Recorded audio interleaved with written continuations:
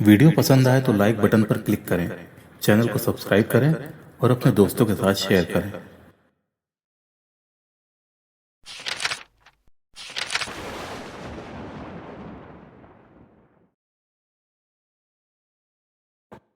ये कहानी एक ऐसी महिला की है जिसने अपने जीवन में कई उतार चढ़ाव देखे।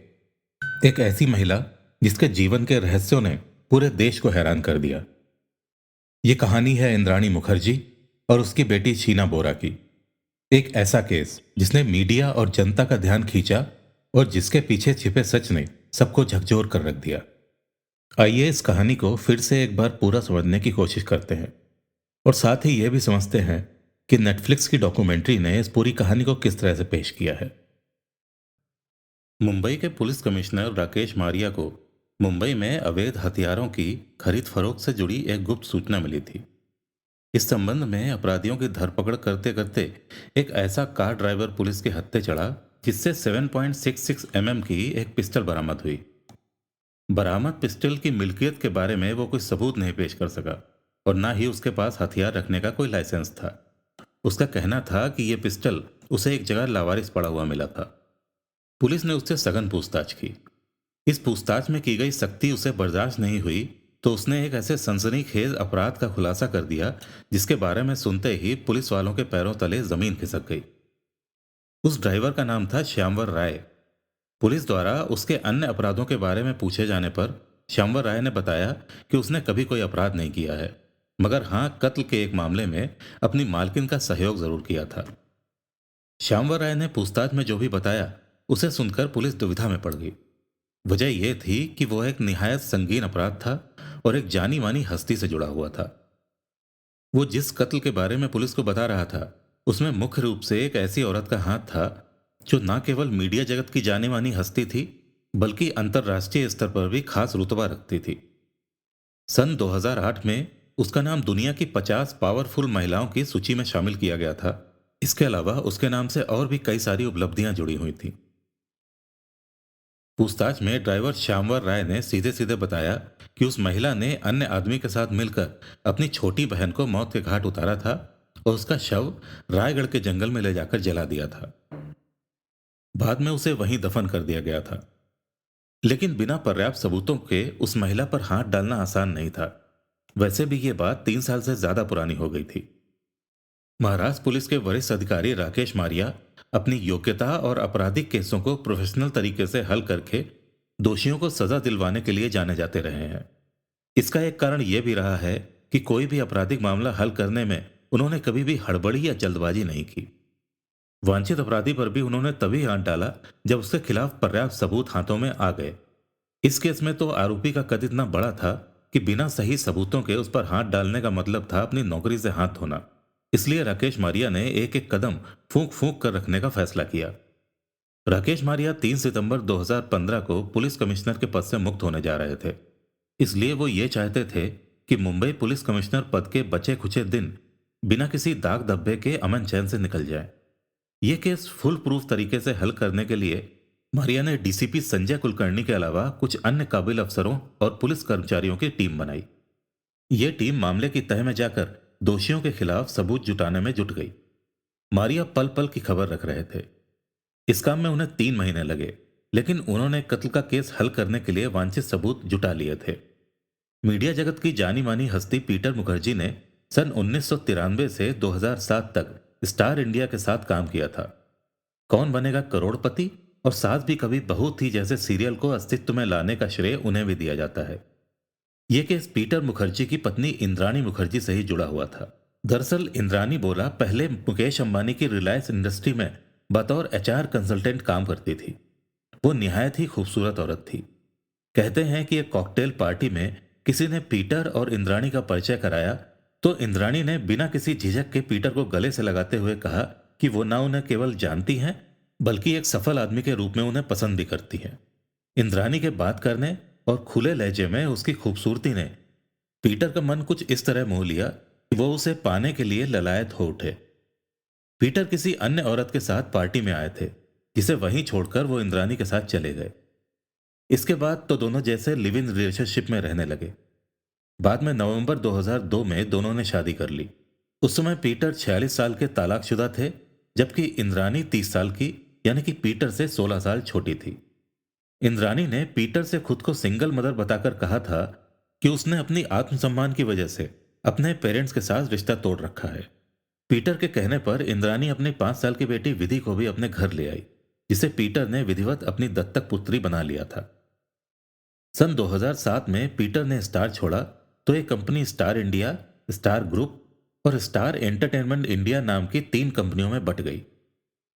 पीटर मुखर्जी को स्टार ग्रुप का सीईओ बनाया गया और एंटरटेनमेंट इंडिया का सीईओ बनाया गया समीर नायक को। इसी बीच पीटर और इंद्रानी ने मिलकर आईएनएक्स मीडिया कंपनी की स्थापना की। दरअसल ये कदम इंद्रानी के लिए ही उठाया गया था। हकीकत में शादी के बाद धीरे धीरे इंद्रानी ने पीटर मुखर्जी की जिंदगी पर पूरी तरह से कब्जा कर लिया था। उसकी जिस्मानी मादकता में खोए पीटर भी उसके इशारों पर नाच रहे थे। पीटर के स्टार ग्रुप छोड़ने के 1 साल पहले ही इंद्रानी ने विधिवत आईएनएक्स मीडिया की चेयरपर्सन का काम संभाल लिया था। साथ ही उसके अन्य कई चैनल भी लॉन्च करने की योजना बनानी शुरू कर दी थी। पीटर और इंद्रानी ने आईएनएक्स कंपनी को बड़े पैमाने पर लॉन्च करने की बात कहकर देश विदेश की विज्ञापन कंपनियों से अपार धन एकत्र किया था। देखते ही देखते ये लोग 800 करोड़ की संपत्ति के मालिक बन गए थे। मीडिया जगत में दोनों का रुतबा तो था ही। चेयरपर्सन होने के नाते चूंकि इंद्रानी ही कंपनी का सारा काम देख रही थी, इसलिए उसे कई सारे अवार्ड्स में मिले थे और उसकी पर्सनालिटी पर लेख फीचर भी छपने लगे थे। कई बार टीवी पर उसके इंटरव्यू भी आते थे। हालांकि आगे चलकर INX media high profile money laundering case के रूप में सामने आया, में गैर कानूनी तरीके से फॉरेन इन्वेस्टमेंट लगाने का आरोप लगा। 2007 का समय जब पी चिदम्बरम देश के फाइनेंस मिनिस्टर थे, उनके बेटे कार्ति चिदम्बरम को जांच एजेंसियों द्वारा लपेटे में ले लिया गया था। इंद्राणी कुछ तो कुदरतन खूबसूरत थी और कुछ वो बनठन कर रहा करती थी। फलस्वरूप पार्टियों में उसके व्यक्तित्व का अलग ही आकर्षण होता था। वो सबके सामने खुलकर बातें करने से कभी परहेज नहीं करती थी। साथ ही वो डांस भी बहुत अच्छा किया करती थी। यहाँ तक कि कभी कभी वो गीत वगैरह सुनाकर महफिल में रंग जमा देती थी। इत्तेफाकन अगर किसी पार्टी में वो नहीं पहुंच पाती थी तो अन्य लोग सबसे ज्यादा उसी के बारे में पूछताछ करते थे। वैसे भी उसके बारे में ये बात मशहूर थी कि जिंदगी को सही मायनों में जीना है तो इसका गुर इंद्राणी मुखर्जी से सीखो। मुखर्जी परिवार संपन्न परिवार था। उनके यहाँ किसी चीज की कमी नहीं थी। पैसा तो जैसे इस परिवार के आंगन में बरसता था। सब कुछ अच्छा चल रहा था कि तभी अचानक एक दिन एक लड़की शीना बोरा और लड़का मिखाइल पूछते पूछते मुखर्जी परिवार के घर आ पहुंचे। उन दोनों को देखकर इंद्रानी पहले तो चौंकी, फिर उसने पीटर को बताया कि ये दोनों उसके छोटे भाई बहन हैं। ये जानकर पीटर ने उन दोनों की काफी आवभगत की और उन्हें अपने साथ रहने को कहा। इंद्रानी ने उनके अलग रहने की व्यवस्था कर दी। सन 2010 में पीटर और इंद्रानी कुछ समय के लिए इंग्लैंड चले गए। वापस लौटकर वो फिर अपनी खुशहाल जिंदगी में रम गए। इंद्रानी ने अपने भाई बहन की बात करना पहले ही बंद कर दिया था। पीटर मुखर्जी के एक आध बार पूछने पर उसने बताया कि मिखाइल अपना कारोबार जमाने में व्यस्त हो गया है, जबकि शीना को अमेरिका में अच्छी नौकरी मिल गई है। पीटर पत्नी की हर बात पर आंख मूंद कर विश्वास कर लेते थे। इस बार भी उन्हें इंद्रानी की बात पर कोई शक नहीं हुआ। वक्त अपनी तेज रफ्तार से गुजर रहा था कि अचानक उस दिन अगस्त 2015 की 26 तारीख को जब पीटर मुखर्जी अपनी पत्नी इंद्रानी के साथ वर्ली स्थित अपने निवास पर थे, सुबह का वक्त था। डोरबेल बजने पर घर के नौकर ने दरवाजा खोला तो सामने मुंबई पुलिस खड़ी थी। इंद्रानी को बुलाकर एक महिला सब इंस्पेक्टर ने आगे आकर कहा, मैडम, हमारे अफसरों को किसी केस के सिलसिले में आपसे बात करनी है। कृपया आप हमारे साथ अभी थाने चलें। इंद्रानी मीडिया जगत से जुड़ी हुई बड़ी हस्ती थी। वो पता नहीं कितने पुलिस अधिकारियों और प्रशासनिक अधिकारियों से अक्सर मिला करती थी। वो तमाम लोग उसे निजी रूप से जानते थे, इसलिए इंद्रानी के लिए आम लोगों की तरह पुलिस से भयभीत होने जैसा कुछ भी नहीं था। वो बेझिझक बेपरवाह पुलिस की गाड़ी में बैठकर उनके साथ चली गई। थाना खार में पहुंचकर उसने बताया कि उसे उसकी बहन शीना बोरा के कत्ल और उसकी लाश को खुद पूर्त करने के आरोप में गिरफ्तार किया गया है। इस संबंध में उसके खिलाफ आईपीसी की धाराओं 302 और 201 के तहत आपराधिक मामला दर्ज किया जा चुका है। इसके साथ ही पुलिस ने उसकी गिरफ्तारी के बारे में उसके पति पीटर मुखर्जी को भी सूचित कर दिया। पीटर मुखर्जी ये सुनकर अचंभित रह गए कि शीना का कत्ल कर दिया गया है और इसका इल्जाम इंद्राणी मुखर्जी पर है। उन्होंने कहा कि इंद्राणी ने अगर वाकई में ऐसा कुछ किया है तो उसने निहायत ही घिनौना काम किया है। इसके बावजूद उन्होंने पत्नी की मदद के लिए वकीलों का इंतजाम कर दिया। पुलिस थाना खार में थोड़ी बहुत मनोवैज्ञानिक पूछताछ करने के बाद उसी रोज कस्टडी रिमांड के लिए इंद्राणी को बांद्रा स्थित मेट्रोपॉलिटन मजिस्ट्रेट की अदालत में पेश किया गया। इंद्राणी की ओर से महानगर के दो जाने माने वकीलों ने उसके बचाव में अदालत में पेश होकर कहा, उनकी मुवक्किला को झूठे केस में फंसाया जा रहा है। किसी ने अगर शीना का कत्ल कर भी दिया है तो इसमें इंद्राणी मुखर्जी का क्या कसूर। वकीलों का कहना था कि इस मामले में पुलिस के पास उनकी संलिप्तता के कोई प्रमाण नहीं है। वैसे भी यह मीडिया जगत की जानी मानी महिला है और न कोई पेशेवर अपराधी, इसलिए अदालत को उसे पुलिस रिमांड में न देकर तुरंत जमानत पर रिहा कर देना चाहिए। माननीय दंडाधिकारी ने इंद्राणी के वकीलों की दलील सुनने के साथ साथ पुलिस का पक्ष भी सुना और उनके द्वारा पेश किए गए तथ्यों को भी जांचा परखा। इसके बाद अदालत ने पुलिस को इंद्राणी का रिमांड दे दिया। पुलिस ने इंद्राणी मुखर्जी को 5 दिनों तक कस्टडी रिमांड में रखकर शीना बोरा की हत्या के बारे में पूछताछ की, लेकिन इंद्राणी कम नहीं थी। पुलिस के तमाम हथकंडों के आगे ना तो वो झुकी और ना ही डरी। अपने ऊपर लगाए गए आरोपों को मानने से उसने साफ इनकार कर दिया। वो पुलिस को यही समझाने का प्रयास करती रही कि शीना मरी नहीं है, अमेरिका में नौकरी कर रही है। हाँ, पिछले कुछ अरसे से वो उसके संपर्क में नहीं है, ना ही उसके पास उसका कोई कांटेक्ट नंबर या पता है। इंद्राणी द्वारा पुलिस को बताए अनुसार किसी बात पर शीना और उसकी बहस हो गई थी, जिससे नाराज होकर 3 साल पहले वो अमेरिका चली गई। वहीं से उसने एक बार फोन करके बताया था कि अमेरिका में उसे बहुत अच्छी नौकरी मिल गई है, इसलिए अब वो दोबारा उसके पास इंडिया कभी नहीं आएगी। इंद्राणी आसानी से काबू में नहीं आ रही थी। वो एक ही रट लगाए हुए थी कि इस केस में उसे किसी दुश्मन के कहने पर गलत तरीके से फंसाया जा रहा है। इंद्राणी से उसका अपराध कबूल करवाना पुलिस के लिए टेढ़ी खीर साबित हो रहा था। दूसरा कोई चारा न देखकर पुलिस ने ड्राइवर श्यामवर राय को लाकर उसके सामने खड़ा कर दिया। वो पहले से ही कस्टडी रिमांड में चल रहा था।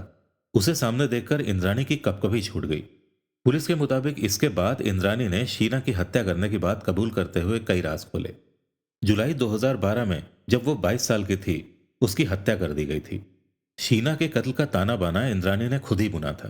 शीना को बांद्रा से सूमो गाड़ी में किडनैप कर मुंबई के दूरवर्ती इलाके रायगढ़ में एक सुनसान स्थान पर ले जाया गया था। गाड़ी में शीना और इंद्राणी के अलावा ड्राइवर श्यामवर राय और संजीव खन्ना नाम का एक शख्स था। ड्राइवर ने इंद्राणी के मुंह से इस शख्स का नाम सुन लिया था, मगर उसे यह नहीं मालूम हो पाया था कि दोनों का आपस में रिश्ता क्या है। मारिया को इंद्राणी ने पूछताछ में बताया कि उसने शीना को रायगढ़ के फार्म हाउस में होने वाली पार्टी में शामिल होने के लिए बुलाया था। शीना की हत्या मुंबई से दूर खपोली सड़क मार्ग पर एक सुनसान जगह पर गला दबाकर की गई थी। फिर रायगढ़ के जंगल में पेट्रोल छिड़क कर शव को न केवल जलाया गया था, बल्कि उसे वहीं गड्ढा खोदकर दफन भी कर दिया गया था। पुलिस कमिश्नर का यह बयान मीडिया के जरिए लोगों के सामने आया तो पूरे देश की नजरें इस खबर पर टिक गई। यह मुंबई महानगर का हाई प्रोफाइल केस था, जो अनैतिक संबंध, रिश्तों में धोखे और पैसों के लालच में उलझी किसी थ्रिलर स्टोरी की तरह सामने आता दिखाई दे रहा था। 27 अगस्त को पुलिस ने संजीव खन्ना को गिरफ्तार कर लिया। पता चला कि वो इंद्राणी का पूर्व पति था। खन्ना से की गई पूछताछ में पता चला कि उसकी और इंद्राणी की मुलाकात 1980 के दशक में मेघालय की राजधानी शिलोंग में हुई थी। तब इंद्राणी एजुकेशन के सिलसिले में वहां रह रही थी।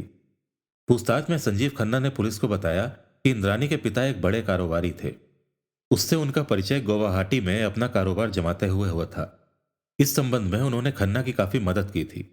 उनकी बेटी इंद्राणी से खन्ना का इससे पहले परिचय हो चुका था, जो वक्त के साथ प्रेम में बदल गया और बाद में दोनों ने आपस में शादी कर ली।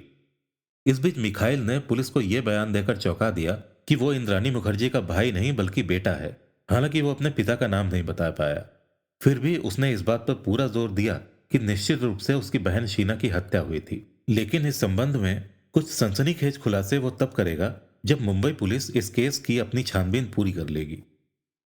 पुलिस के हवाले से यह बात भी सामने आई कि शीना का संबंध पीटर मुखर्जी की पहली पत्नी शबनम से पैदा हुए बेटे राहुल मुखर्जी के साथ थे और दोनों शादी करना चाहते थे।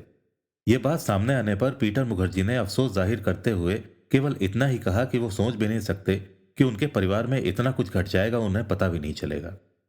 इंद्राणी के बारे में अब यह तथ्य भी सामने आ गया था कि उसने खुद को सिंगल मदर बताकर जब पीटर मुखर्जी से शादी की थी तो एक नहीं कई झूठ बोले थे। उनमें से सबसे बड़ा झूठ तो यही था कि उसने अपनी औलादों मिखाइल और शीना को बेटा बेटी की जगह अपना भाई बहन बताया था। अब यह बात सामने आ गई थी कि पीटर मुखर्जी से पहले भी इंद्राणी की 2 शादियां हो चुकी थी। उसके पहले पति का नाम था सिद्धार्थ दास, जबकि संजीव खन्ना उसका दूसरा पति था। सिद्धार्थ से उसे बेटी शीना और बेटा मिखाइल पैदा हुए थे और संजीव खन्ना से बेटी विधि जिसे पीटर मुखर्जी ने अपनी दत्तक पुत्री बना लिया था। रहस्यों से भरी किसी फिल्म की तरह पीटर के सामने रोज नई नई बातें सामने आ रही थी। मीडिया के लोग उनकी असलियत जानने के लिए उनके घर के चक्कर लगाने लगे थे। आखिरकार परेशान होकर पीटर को अपना बयान जारी करना पड़ा। मैं पूरी तरह से सदमे में हूं। अब तक मैं शीना को इंद्रानी की बहन मानता था और मिखाइल को उसका भाई, मगर अब पता चल रहा है कि दोनों उसकी औलादें थी। शीना जब भारत नहीं आ रही थी तो मेरे बेटे राहुल ने मुझसे कहा था कि पापा कुछ गड़बड़ है। उसने मुझे एक बार यह बात बताने की कोशिश भी की थी कि असल में शीना इंद्राणी की बेटी हो सकती है, लेकिन मैंने उस बात को खारिज कर दिया। दूसरों की जिंदगी से जुड़े सनसनीखेज कहानियां सुनना और पढ़ना कितना खुशगवार लगता है, उतना ही मुश्किल होता है अपने जीवन में इस तरह की कहानी से रूबरू होना। इस बीच पुलिस ने श्यामवर की निशानदेही पर रायगढ़ के जंगल से बरामद शीना की हड्डियों को मुंबई के जेजे हॉस्पिटल में सुरक्षित रखवा दिया था।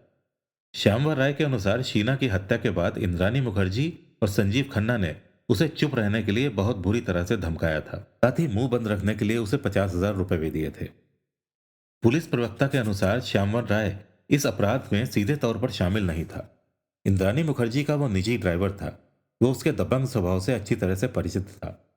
साथ ही वो ये भी जानता था कि इंद्रानी के बहुत ऊंचे संबंध थे, जिसके चलते वो किसी के खिलाफ कुछ भी करवा सकती थी। उसने पुलिस को बताया कि उसकी मालकिन अपने पति पीटर मुखर्जी को अपनी जूती की नोक पर रखती थी और उन्हें जरा जरा सी बात पर बुरी तरह से लताड़ देती थी। घर में एक तरह से इंद्रानी मुखर्जी का ही एक छत्र राज था। इन्हीं वजहों से श्यामवर राय अपनी मालकिन से बहुत डरता था। हालांकि शीना की हत्या के बाद उसका कई बार मन हुआ कि वो इस बारे में जाकर पुलिस को बता दे, लेकिन वो इंद्रानी मुखर्जी के खिलाफ जाने का साहस कभी नहीं जुटा पाया। अब जब इंद्रानी मुखर्जी और संजीव खन्ना खुद सलाखों के पीछे हैं, तो श्यामवर राय पुलिस संरक्षण में पूरी तरह से इनके खिलाफ हो गया था। वैसे भी उनके खिलाफ खड़े होने में ही उसकी भलाई हुई थी। संजीव खन्ना कैलकाटा में केबल नेटवर्क का कारोबार करता था। उसके पास फाइनेंस का ज्यादा इंतजाम नहीं था और उसका बिजनेस भी घाटे में जा रहा था। 24 अप्रैल 2012 को शीना के मर्डर के बाद एकदम से उसके खाते में इतनी बड़ी रकम आ गई कि रातों रात उसने अपने डूबते कारोबार को संभाल लिया। इसके साथ ही कैलकाटा की चौरंगी लेन क्षेत्र में 1500 स्क्वायर फीट के एरिया में 1658 बार एंड किचन नाम का एक रेस्टोरेंट भी शुरू किया था। इस काम में उसका पार्टनर भी था अजय रावला, जो कि उसकी गिरफ्तारी के बाद अंडरग्राउंड हो गया था। इसके अलावा भी खन्ना ने पश्चिम बंगाल के बावली शहर में अपना एक हेरिटेज रिजॉर्ट बना रखा था। हालांकि यह बात पूरी तरह से साफ नहीं थी कि खन्ना के पास अचानक इतनी बड़ी धनराशि कहां से आ गई थी कि उसने अपना पूरा डूबता हुआ कारोबार संभालने के साथ साथ नए काम भी शुरू कर दिए थे। लेकिन पुलिस इस बारे में आधिकारिक तौर पर कुछ भी बताने की स्थिति में नहीं थी, सिवाय इसके कि शीना की हत्या में संजीव खन्ना भी उतना ही कसूरवार था जितना कि इंद्राणी मुखर्जी। शीना मर्डर केस की जांच आगे तो बढ़ रही थी, लेकिन बुरी तरह से उलझी उलझी स्थिति में थी। यहां तक कि हत्या का मकसद भी साफ रूप से सामने नहीं आ रहा था। सही परिणाम सामने ना आते देखकर 27 अगस्त 2015 को पुलिस कमिश्नर राकेश मारिया ने इस केस की जांच का जिम्मा पूरी तरह से अपने हाथ में ले लिया। उन्होंने थाने में बैठकर केस के तीनों अभियुक्तों से खूब पूछताछ की। साथ ही उन्होंने इंद्राणी मुखर्जी के सौतेले बेटे राहुल मुखर्जी को भी वहां बुलवा लिया और उससे भी पूछताछ की गई। इस पूछताछ में संजीव खन्ना ने खुद को निर्दोष बताते हुए कहा कि जब अपराध हुआ था तब वो अपने किसी काम से मुंबई आया था। यहां आकर इंद्राणी के कहने पर वो उसकी कार में बैठ गया और कार चलते ही वो सो गया। उसे नहीं मालूम कि उसकी नींद के दौरान कार या कार के बाहर क्या हुआ था। संजीव खन्ना ने पुलिस कमिश्नर मारिया को बताया, सर, मेरी और इंद्राणी की बेटी विधि अमेरिका में पढ़ रही है। विधि को पीटर मुखर्जी ने गोद ले रखा है। शीना का पीटर के बेटे राहुल से अफेयर था। दोनों लिव इन रिलेशनशिप में भी रहे थे। इसे लेकर इंद्राणी बहुत नाराज थी, सो उसने अपने ड्राइवर के साथ मिलकर शीना की हत्या कर दी। लेकिन पुलिस के थोड़ा सख्ती करते ही उसने अपना अपराध स्वीकार कर लिया। उसने मकसद के बारे में बताया कि विधि इंद्राणी की बेटी थी और शीना भी उसी की बेटी निकल आई थी। ऐसी स्थिति में उसके ना रहने से इंद्राणी की प्रॉपर्टी में उसका हिस्सा विधि को मिल जाता। राहुल मुखर्जी से 1 घंटा पूछताछ करने के बाद उसे वापस भेज दिया गया था। 12 घंटे बाद फिर उसे पूछताछ के लिए थाना खार में बुलवाया गया था। कमिश्नर राकेश मारिया ने उससे खुद सवाल किए थे। दरअसल वो उससे ये जानना चाहते थे कि 1 बरस से भी अधिक शीना के साथ लिव इन रिलेशनशिप में रहने के बाद वो एकाएक उसकी तरफ से बेफिक्र क्यों हो गया था। उसने इस बारे में पुलिस में कोई रिपोर्ट क्यों नहीं लिखवाई। राहुल को वर्ली और खार के उन फ्लैटों में भी ले जाया गया जहां शीना और वो साथ साथ रहे थे। शीना का भाई मिखाइल अभी तक तो चुप था, मगर अब उसने भी टीवी पर आकर सीधे सीधे कहना शुरू कर दिया था कि उसके पास कई ऐसे पक्के सबूत हैं तो इंद्राणी मुखर्जी को शीना का कातिल करार देने के लिए काफी है। मिखाइल गुवाहाटी में रहता था। पुलिस ने वहां पहुंचकर उससे पूछताछ की। उसने कुछ टेप और फोटो वगैरह पुलिस को दे दिए। साथ ही अपना बयान भी दर्ज करवाने के अलावा यह भी बताया कि शीना के साथ साथ इंद्राणी उसे भी मार देना चाहती थी। इतना ही नहीं, अभी भी उसे उसकी ओर से जान का खतरा है। मिखाइल ने पुलिस को शीना का बर्थ सर्टिफिकेट भी दिया था, जिस पर उससे माता पिता वाले कॉलम में उसके नाना नानी उपेंद्र कुमार बोरा और दुर्गा रानी बोरा का नाम दर्ज था। शीना की जन्म तिथि थी 11 फरवरी 1989। बरसों पहले शीना को जन्म देने के बाद इंद्राणी ने शीना और मिखाइल को अपने माता पिता के पास छोड़कर सिद्धार्थ दास से शादी कर ली थी। अभी तक सबको यही पता था कि पीटर मुखर्जी ही इंद्राणी के पति थे, मगर अब यह बात सामने आ गई थी कि पीटर से पहले उसने संजीव खन्ना से शादी की थी, जिससे शादी के बाद उसने बेटी विधि को जन्म दिया था, और संजीव से पहले उसने सिद्धार्थ दास से शादी की थी। इंद्राणी का आचरण बेहद उलझा हुआ था। पुलिस ने फिलहाल इसे खंगालने की सोची। देखा जाए तो इंद्राणी का पूरा जीवन अय्याशी, मक्कारी और झूठी महत्वाकांक्षाओं से भरा हुआ था। वो जिंदगी में सब कुछ हासिल करने के लिए ऊंची से ऊंची उड़ान भरना चाह रही थी, जिसके लिए वो कुछ भी करने को तैयार थी। जहां जरा सा फायदा नजर आया वहां उसने अपने जिस्म दांव पर लगाने में कभी झिझक नहीं की। वैसे इंद्राणी का मूल नाम परी था। अपने माँ बाप की वो इकलौती संतान थी। उसके पिता का पहले अच्छा कारोबार था, जिसके घाटे में चले जाने की वजह से वो कुंठित हो गए थे। पत्नी से भी अनबन रहने लगी थी। औलाद के रूप में उनके यहाँ एक ही बेटी थी, परी, जिस पर गुस्सा उतारने के लिए वो उसे कभी कभी जरा जरा सी बातों पर पीटने लगते थे। कई बार तो उसे मार पीट कर कमरे में बंद कर दिया जाता था। एक बार परेशानी की हालत में वो घर से भाग भी गई थी, लेकिन स्टेशन पर गाड़ी में बैठने से पहले पिता द्वारा पकड़ ली गई। उस रोज उसकी इतनी पिटाई हुई थी कि वो 2 बार बेहोश हो गई थी। बहरहाल जैसे तैसे परी ने स्कूली शिक्षा पूरी की। आगे की पढ़ाई के लिए उसे शिलोंग भेज दिया गया। इसके बाद दोनों बच्चों को अपने माँ बाप की गोद में डालकर वो अपनी खुद की बनाई राह पर निकल पड़ी। इस राह पर उसने अपना नाम रखा इंद्राणी। इंद्राणी ने सबसे पहले शादी की अपनी दुगनी उम्र के वकील से, जो ज्यादा दिनों तक टिक नहीं पाई। इसके बाद शिलोंग में उसकी मुलाकात सिद्धार्थ दास से हुई। दोनों ने विवाह भी किया, लेकिन कुछ ही दिनों में दोनों का तलाक हो गया। फिर वापस गुवाहाटी पहुंचकर उसने साहिल नाम के लड़के से प्रेम विवाह किया। उसके साथ भी इंद्राणी का रिश्ता ज्यादा दिनों तक टिक नहीं पाया। इसी बीच गुवाहाटी से कोलकाता आकर इंद्राणी ने एक निजी फर्म में काम किया, जहां उसकी मुलाकात कारोबारी संजीव खन्ना से हुई। खन्ना को अपने प्रेम जाल में फंसाकर इंद्राणी ने उससे शादी कर ली, जिससे उसकी बेटी विधि पैदा हुई। खन्ना के साथ भी उसकी शादी ज्यादा दिन टिक नहीं पाई और आखिरकार उसने संजीव खन्ना को भी तलाक दे दिया और नन्ही विधि को लेकर मुंबई चली गई।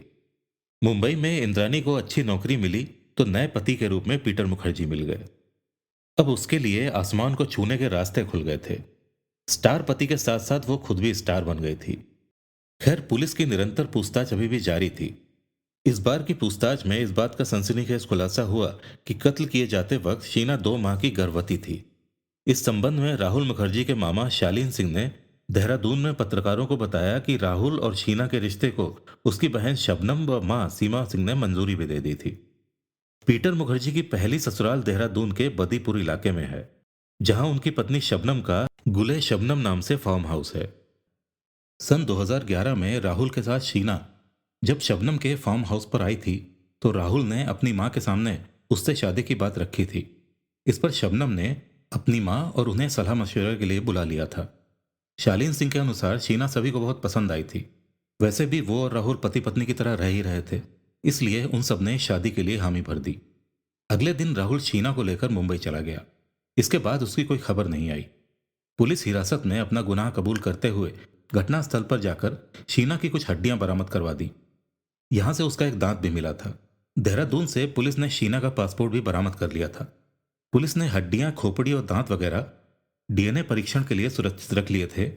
दरअसल इस केस में दोषियों को सजा दिलवाने के लिए अहम भूमिका ये प्रमाण ही निभा सकते थे। 29 अगस्त को पुलिस ने वो कार भी बरामद कर ली जिसका इस्तेमाल शीना के मर्डर में हुआ था। इसके बावजूद इस केस में कोई भी बात पूरी तरह से खुलकर सामने नहीं आ रही थी। यही वजह थी कि लोगों को पुलिस की तफ्तीश पर जरा से भी विश्वास नहीं हो पा रहा था। इसे लेकर पुलिस की किरकिरी भी हो रही थी। इसी बीच रायगढ़ के तत्कालीन एसपी आरडी शिंदे संदेह के घेरे में आ गए। महाराष्ट्र के डीजीपी संजीव दयाल ने बताया कि 2012 में शीना का शव मिलने पर लापरवाही बरतने वाले किसी भी पुलिसकर्मी या अधिकारी को बख्शा नहीं जाएगा। उल्लेखनीय है कि तब रायगढ़ पुलिस ने जंगल से जला हुआ शव और सूटकेस मिलने के बाद ना तो हत्या का कोई मामला दर्ज किया और ना ही जले हुए शव का पोस्टमार्टम करवाया। 30 अगस्त को इंद्राणी के गैरेज से ठीक वैसा ही सूटकेस मिला जैसा कि शीना के शव के टुकड़े रखने के लिए इस्तेमाल किया गया था। पुलिस के सूत्रों के मुताबिक इस सूटकेस में मिखाइल की हत्या करके उसके शव के टुकड़े रखने जाने थे। मिखाइल पहले ही दावा कर चुका था कि शीना से भी पहले इंद्राणी की योजना उसकी हत्या करने की थी। 31 अगस्त को पुलिस रिमांड खत्म हो रहा था। अभी तक की पूछताछ से पुलिस खुद भी संतुष्ट नहीं थी। रिमांड बढ़ाने के अनुरोध के साथ इंद्राणी, संजीव और श्यामवर को फिर से बांद्रा मजिस्ट्रेट कोर्ट में पेश किया गया तो पुलिस की रिमांड की अवधि 5 सितंबर 2015 तक के लिए बढ़ा दी गई। इस केस में हर दिन नए नए खुलासे हो रहे थे। 2 सितंबर को सिद्धार्थ दास ने कलकत्ता के कुछ पत्रकारों से संपर्क करके कहा, शीना मर्डर केस के बारे में अखबारों और टीवी चैनलों से पता चला तो मैं सच्चाई पर से पर्दा उठाने पर मजबूर हुआ हूं। इंद्राणी से ना तो मेरी कानूनी तौर पर और ना ही किसी मंदिर में शादी हुई थी। हालांकि हम दोनों 1986 से 1989 तक लिव इन रिलेशनशिप में पति पत्नी की तरह जरूर रहे थे। इसी दौरान हमारे 2 बच्चे मिखाइल और शीना पैदा हुए थे। मैं ही इन दोनों का जैविक पिता हूं। हाँ, इंद्राणी ने वाकई अगर शीना की हत्या की है तो निश्चित ही उसे फांसी की सजा होनी चाहिए। मैं डीएनए टेस्ट करवाकर पुलिस की हर तरह से मदद करने को तैयार हूं। इसी दिन पीटर को भी पूछताछ के लिए थाने बुलाया गया, जहां उन्हें देखते ही इंद्राणी रोने लगी। इन दोनों को आमने सामने बिठाकर पुलिस ने पीटर से उनकी फाइनेंशियल ट्रांजैक्शन की जानकारी मांगी, जो उन्होंने विस्तार पूर्वक दे दी। पीटर से पुलिस ने निरंतर 12 घंटों तक पूछताछ की और उनके सामने इंद्राणी ने एक बार फिर से अपनी हत्या का जुर्म स्वीकार किया। इसी दौरान शीना की एक डायरी भी सामने आई, जिसका हर पन्ना भावुकता से भरा था। इंद्राणी के बारे में उसने एक जगह लिखा था, मुझे नहीं पता कि माँ मुझे याद करती है या नहीं, लेकिन वो मेरी माँ है। मैं उन्हें चाहती हूँ। वो दुनिया की सबसे हसीन औरत है, एकदम फिल्मी हीरोइन की तरह लगती हैं। लेकिन उनकी फितरत ऐसी है कि मैं उन्हें डायन कहना पसंद करूंगी। 4 सितंबर को इस केस में एक और बड़ा खुलासा हुआ कि रायगढ़ में मिली खोपड़ी का मिलान शीना के फेशियल रिकंस्ट्रक्शन से हो गया है। 5 तारीख को रिमांड की समाप्ति पर इंद्राणी, संजीव और श्यामवर को फिर से अदालत में पेश करके 7 सितंबर तक इनका कस्टडी रिमांड बढ़वा लिया गया। रिमांड की इस अवधि में पुलिस ने कुछ ऐसे हथकंडों का इस्तेमाल किया कि शीना मर्डर केस की सारी सच्चाई पूरी तरह से खुलकर सामने आ गई। दरअसल इंद्राणी के लिए हर रिश्ता एक सीढ़ी था, जिसके सहारे वो आसमान की ऊंचाइयों को छूना चाहती थी। सामने वाले को धोखा देना उसकी फितरत में शुमार था। दिल से तो वो किसी को पसंद नहीं करती थी, ना अपने किसी प्रेमी को, ना पति को और ना ही औलादों को। उसे तो बस अपना मतलब निकालना आता था। इसके लिए सामने वाला उसके जिस्म को भले ही किसी तरह से रौंद क्यों न जाए। शायद इसीलिए संजीव खन्ना को तलाक दिए जाने के बावजूद उसने उससे रिश्ता खत्म नहीं किया था। इंद्राणी द्वारा पुलिस को बताए अनुसार वो अगर तेज तर्रार थी तो शीना भी कम नहीं थी। दोनों जब भी मिलती थी तो दोनों का आपस में खूब झगड़ा होता था। मिखाइल भी हमेशा अपनी बहन का ही साथ देता था। इंद्राणी ने पुलिस को बताया, दरअसल शीना मेरे कई राज जानती थी, जिनके आधार पर वह मुझे ब्लैकमेल किया करती थी। इसके बदले वो मुझसे एक बड़ा फ्लैट चाहती थी। मैं चूंकि उससे नफरत करती थी, इसलिए उससे छुटकारा पाने का सोचने लगी। और ये नफरत तब बढ़ गई जब शीना ने पीटर के बेटे राहुल से ताल्लुकात बढ़ाकर उससे शादी की घोषणा कर दी, जबकि एक तरह से राहुल उसका भाई था। यह जानकर मैं उसके प्रति नफरत से भर गई थी। वो राहुल से प्रेग्नेंट भी हो चुकी थी। इंद्राणी ने शीना को खत्म करने की सोची। फिर उसके दिमाग में आया कि इस सूरत में मिखाइल आसमान सिर पर उठा लेगा, इसलिए इंद्राणी ने उसे भी मौत की नींद सुलाने का फैसला कर लिया। इसके लिए उसने संजीव खन्ना को बुलवाकर उससे मिलकर अपनी खूनी योजना तैयार की। पीटर मुखर्जी उन दिनों विदेश गए हुए थे। योजना बनाकर इन लोगों ने मिखाइल को इंद्राणी के वर्ली वाले फ्लैट में बुलाकर उसे अपने साथ एक पार्टी में चलने को कहा। साथ ही बताया कि रास्ते में शीना के कॉलेज से उसे भी साथ ले चलेंगे। इसी बीच इंद्राणी ने जहर मिला कोल्ड ड्रिंक का ग्लास मिखाइल के सामने रखते हुए उसे पी लेने को कहा। मिखाइल को चूंकि इंद्राणी पर पहले से ही संदेह था, इसलिए उसने कहा कि वो वहीं बैठकर आराम से कोल्ड ड्रिंक पीता है, तब तक वो लोग जाकर शीना को ले आए। पार्टी में जाने को उसे तैयार होने में समय भी लगेगा। इंद्राणी और संजीव उसकी बातों में आकर शीना को लेने चले गए। उनके जाने के बाद मिखाइल चुपचाप वहां से निकल गया। शीना को घर पर लाकर इन्होंने पहले तो वही जहर मिला कोल्ड ड्रिंक पिलाया, फिर उसका गला घोट दिया। बाद में उसके शव को अच्छे कपड़े पहनाकर उसका मेकअप कर दिया। इंद्राणी ने उसके होठों पर चटकीला लाल लिपस्टिक लगाकर आंखों पर गहरे रंग का चश्मा लगा दिया था। इसके बाद कार की पीछे वाली सीट पर बैठकर इंद्राणी ने अपने बगल वाली सीट पर शीना के शव को बैठी हुई अवस्था में रखते हुए उसका सिर अपने कंधे पर इस तरह टिका लिया मानो कि वो थककर सो गई हो। उसके दूसरी तरफ संजीव खन्ना बैठा। ड्राइवर श्यामवर राय को बाद में बुलाया गया। इस तरह पूरे फिल्मी अंदाज में इन लोगों ने मुंबई से 85 किलोमीटर दूर रायगढ़ के जंगलों में जाकर शीना को अपने साथ लाई अटैची में भरकर एक गड्ढे में डाला और जला दिया। इसके बाद इन लोगों ने इसी तरह से मिखाइल को मारने की योजना भी बनाई थी। पीटर से भी अब तक लगातार पूछताछ होती रही थी, मगर जब ये सारी बातें प्रमाणों के साथ सामने आई तो उन्हें क्लीन चिट दे दी गई। 7 सितंबर को पुलिस रिमांड की समाप्ति पर तीनों अभियुक्तों को फिर से अदालत में पेश करके 21 सितंबर 2015 तक के लिए न्यायिक हिरासत में भेज दिया गया। इस बीच शीना की हड्डियों का डीएनए इंद्राणी और मिखाइल से मैच होने की रिपोर्ट भी आ गई। जब इस बात को लेकर बड़ा विवाद बना कि राकेश मारिया को शीना मर्डर केस की जांच से हटाने के लिए उन्हें डीजी होमगार्ड्स बनाया गया है, तो महाराष्ट्र सरकार ने इसकी जांच सीबीआई को सौंप दी।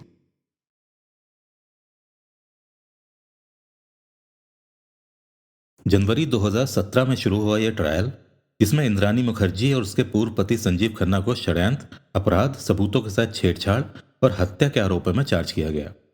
6.5 साल जेल में बिताने के बाद 2022 में सुप्रीम कोर्ट ने इंद्राणी को बेल दे दी। इंद्राणी मुखर्जी ने नेटफ्लिक्स की डॉक्यूमेंट्री में खुद इंटरव्यू दिया है और इस डॉक्यूमेंट्री में वो कई खुलासे करती है। डॉक्यूमेंट्री में इंद्राणी, मिखाइल और विधि के इंटरव्यूज के जरिए इस केस के कई पहलुओं पर रोशनी डाली गई है, लेकिन क्या यह सच्चाई को सामने ला पाई? वो बताती है कि जब वो 14 साल की थी तब उसके साथ पहली बार रेप हुआ, और वो भी उसके अपने पिता द्वारा। 16 साल की उम्र में दूसरी बार हुए रेप के बाद शीना बोरा का जन्म हुआ। शीना को उसने सिद्धार्थ दास के साथ मिलकर पाला, जो उसके दूसरे बच्चे मिखाइल का जैविक पिता भी है। इंद्राणी का दावा है कि उसे झूठे केस में फंसाया गया है। वो कहती है कि शीना अभी भी जिंदा है और उसने कोई हत्या नहीं की थी। उसके मुताबिक पिछले 6.5 साल से वो जेल में थी और मीडिया ने उसे बिना किसी सबूत के दोषी ठहरा दिया। डॉक्यूमेंट्री में इंद्राणी की एक वकील सना रईस खान ने भी इंद्राणी की तरफ से भाग लिया और सना बिग बॉस की फेमस कंटेस्टेंट भी रह चुकी है। मिखाइल और शीना इतने सालों बाद इंद्राणी के पास वापस कैसे पहुंचे, इसे लेकर मिखाइल का कहना था कि मिखाइल और शीना को न्यूज़पेपर के जरिए पता चला था कि इंद्राणी ने पीटर मुखर्जी से शादी कर ली है और वो एक सफल महिला बन चुकी है। जिसके बाद इंद्राणी के पिता ने एक पत्र लिखकर इंद्राणी से आर्थिक मदद मांगी थी। इंद्राणी को यह पत्र उसके स्टार के ऑफिस में मिला था और उसी के बाद उसने अपने बच्चों मिखाइल और शीना को मुंबई बुलाया। दोनों से मुलाकात करने पर इंद्राणी ने दोनों को यह सख्त हिदायत दी थी कि वो दोनों लोग उसको मां नहीं दीदी कहकर बुलाएंगे। अपने नाना पर लगे आरोपों को लेकर मिखाइल का कहना है कि वो बचपन से ही जानता था कि सिद्धार्थ दास ही उसके पिता है। वो सवाल करता है कि अगर शीना सिद्धार्थ की बेटी नहीं थी तो इंद्राणी ने उन दोनों बच्चों को एक रेपिस्ट के पास क्यों छोड़ दिया। मिखाइल का यह भी कहना था कि इंद्राणी ने उसे सबके सामने पागल दिखाने की कोशिश की। उसके मुताबिक इंद्राणी हर किसी का चरित्र हनन करती थी। उसने मिखाइल और राहुल दोनों को नशाखोर भी बताया। विधि मुखर्जी इंद्राणी को दुनिया की सबसे होशियार महिलाओं में से एक मानती है, लेकिन वो ये भी कहती है कि वो इंद्राणी से डरती थी। विधि शीना के साथ बिताए हुए पलों को याद करती है। वो बताती है कि शीना और वो एक दूसरे को बहुत पसंद करते थे और दूसरी तरफ राहुल इंद्राणी को पसंद नहीं करता था। शुरू में राहुल इंद्राणी और पीटर की शादी के भी खिलाफ था। विधि ने यह भी बताया कि शीना ने उसे और पीटर को बताया था कि इंद्राणी उसकी मां है, बहन नहीं, लेकिन पीटर ने इस बात को नजरअंदाज कर दिया। शीना के गायब होने पर इंद्राणी ने विधि से कहा कि शीना एलए चली गई है और अपनी जिंदगी में मस्त है, लेकिन विधि को हैरानी होती थी कि किसी ने शीना के बारे में कुछ पूछा ही नहीं। वो उन सबकी जिंदगी से अचानक विलुप्त हो गई और किसी ने गौर ही नहीं किया। डॉक्यूमेंट्री में पीटर मुखर्जी, उनके बेटे राहुल, संजीव खन्ना, ड्राइवर श्यामवर राय और सिद्धार्थ दास ने भाग नहीं लिया था। हालांकि राहुल की फोन कॉल रिकॉर्डिंग सुनाई गई जो उसने शीना के गायब होने के बाद रिकॉर्ड की थी। इन रिकॉर्डिंग्स में राहुल और पीटर के बीच की बातचीत है जिसमें शीना के गायब होने का जिक्र है। इस केस के साथ साथ इंद्राणी और पीटर के बिजनेस पर भी चर्चा हुई। आईएनएक्स कंपनी ने मार्केट से भारी रकम उठाई थी, लेकिन बिजनेस फ्लॉप रहा। एक्सपर्ट्स का कहना है कि इंद्राणी सीईओ पद के लिए अनुभवी नहीं थी और आखिरकार पीटर और इंद्राणी कंपनी बेचकर यूके शिफ्ट हो गए थे। इंद्राणी ने डॉक्यूमेंट्री में अपने बारे में यह दिलचस्प बात भी कही कि उसमें कुछ ऐसी बात है कि जब भी वो कहीं जाती है तो सबको अपनी ओर आकर्षित कर लेती है और औरतें उसके सामने असहज महसूस करती हैं। आपको क्या लगता है, क्या इंद्राणी मुखर्जी निर्दोष है? अपने विचारों को कमेंट्स के थ्रू साझा करिए।